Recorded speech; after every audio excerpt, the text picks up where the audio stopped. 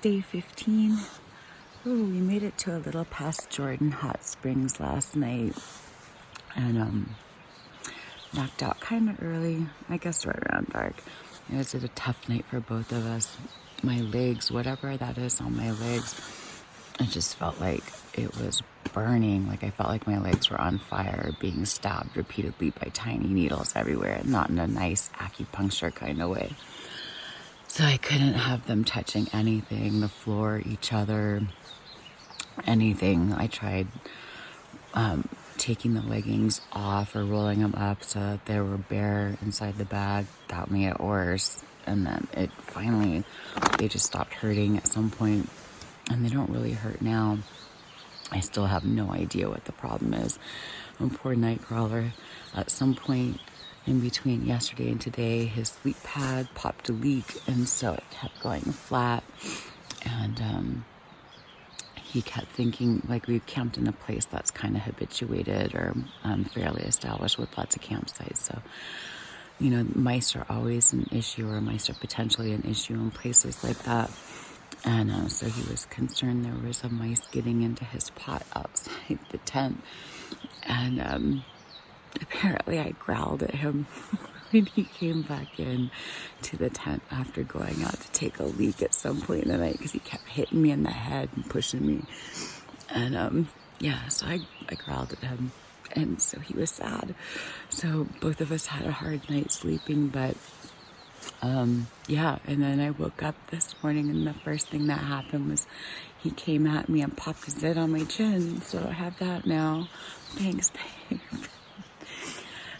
Yeah, another service provided by Nightcrawler that I didn't realize was available to me on trail. At any rate, because his sleeping pad will not stay inflated, that's a big problem. So unfortunately, I checked the map, there's not really a good bailout point back up to the high route in front of us for like 20 miles, and it doesn't even save a lot of mileage if we do take that option. It just looks like it's a climb up and a climb down, but roughly the same distance. The low route remains a little bit longer. So I'm not sure what we'll do. Hopefully we can find where the hole is and maybe put some duct tape over it so that he can get some sleep. Otherwise, we're just gonna have to get creative and figure out something else, because it's several days to Pie Town. But in the meantime, like wherever I get service next, I'll have to give him up the phone so that he can maybe get a new sleep pad ordered or something. You gotta have a sleep pad out here. The ground is cold, and without a sleep pad, you're not gonna be able to sleep comfortably.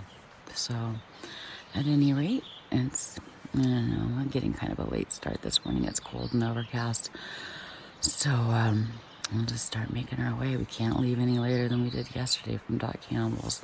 See how far we get up the trail this morning, and try and get some of these issues resolved. Good morning, David. Okay, so as if our current issues weren't enough, I just had my fucking hair stuck to the tent. I've never had that happen before. It was stuck in the zipper. I don't even know how that happened. Thank goodness I wasn't by myself, because I probably would have just cut it off, and then I would have had a weird chunk of like part hair, because I'm not a cosmetologist. Thank goodness for Nightcrawler. Yay. We're just killing it at this thru hiking business.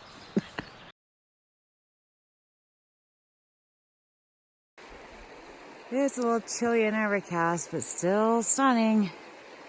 This is awesome. Now that my feet are just used to being numb. These rocks. They look better in the sun, just saying. Sun could come out any old time.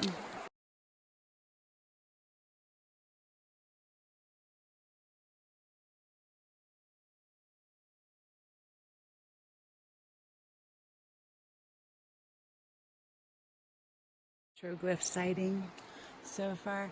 Man, I mean, these rock formations, this route is amazing enough just for the rock formations alone, but the biodiversity on this route is amazing as well. I mean, I've seen plants and whatnot that I haven't seen since the AT. Seen riparian plants, desert plants, I mean, but just look at this shit. This is fucking ridiculous. I seriously almost cried yesterday just because it's so beautiful out here. Yeah, it'll be sad when we walk up out of this, but definitely gonna come back and explore this area a lot more. There are trails and campsites and, you know, access points all over the place in here, and it's worth every minute of time spent here. I wish the light was a little better, sun would come out, but sometimes all these videos can really do for you is motivate and inspire you to come out and see this for yourself.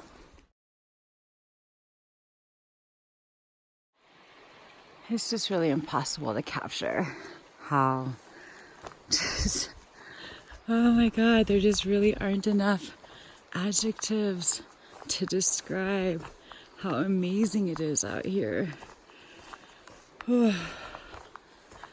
It's just amazing. Like West Nile right there, but damn, look at this. It's just dumb. I don't even have words. I feel so incapable at this description job.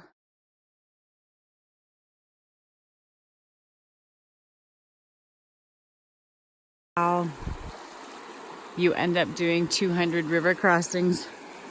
Well, here's a good example. We just crossed over there to here, walked up just this far, and yeah, voila, 2. These rocks are awesome though. I'll tell you what, if you ever start feeling like you're a little too big for your britches, just come out and spend some time in this canyon. I don't even think it'll fit all the way. If that doesn't fix it, I don't know what will.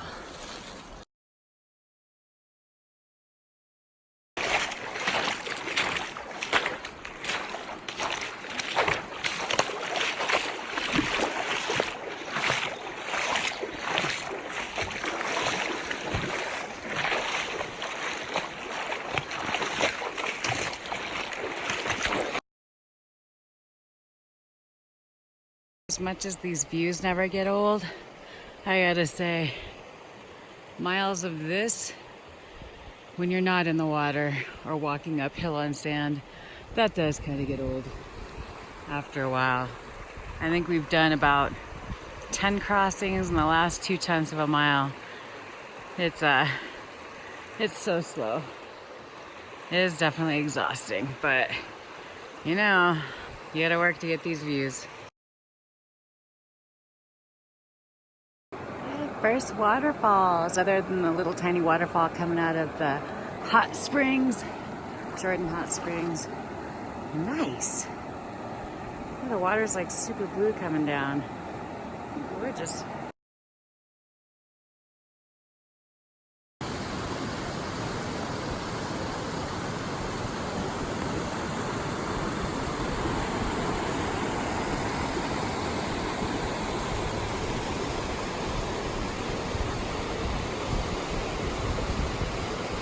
Gila Wilderness, y'all.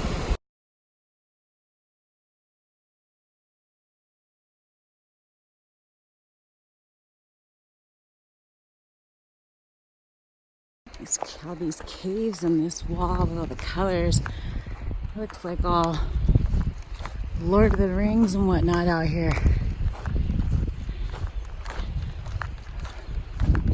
Incredible. Ooh. Man, you gotta work your ass off for this, but the gifts just keep giving. Incredible. Look at all these caves. Oh my gosh, they're everywhere.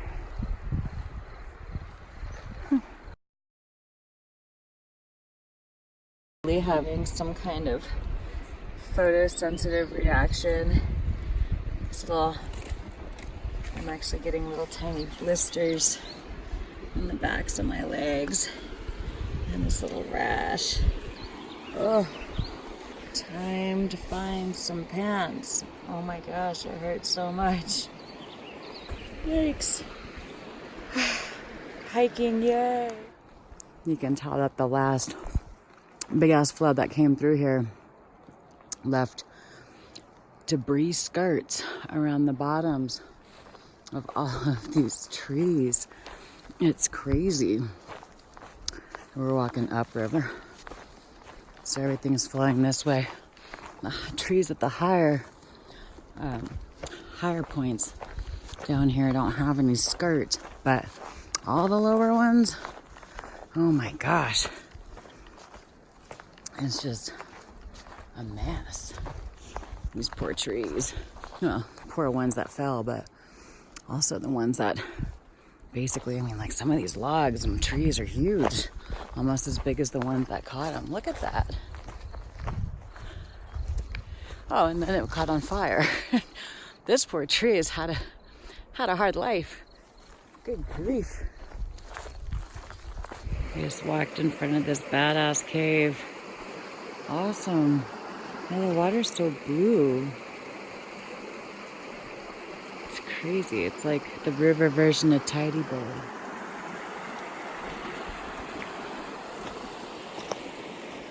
Pretty.